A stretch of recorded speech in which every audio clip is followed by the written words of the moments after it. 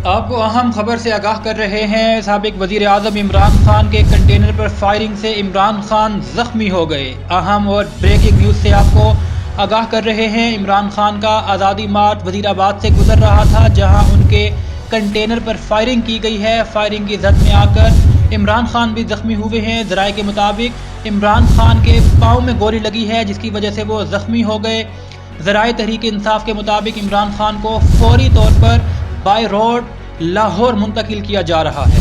आपको एक मरतबा फिर अहम खबर से आगाह कर रहे हैं। कंटेनर पर फायरिंग का वाक़या वज़ीराबाद में पेश आया है, जहां फायरिंग से सेनेटर फैसल रशीद भी जख्मी हुए हैं।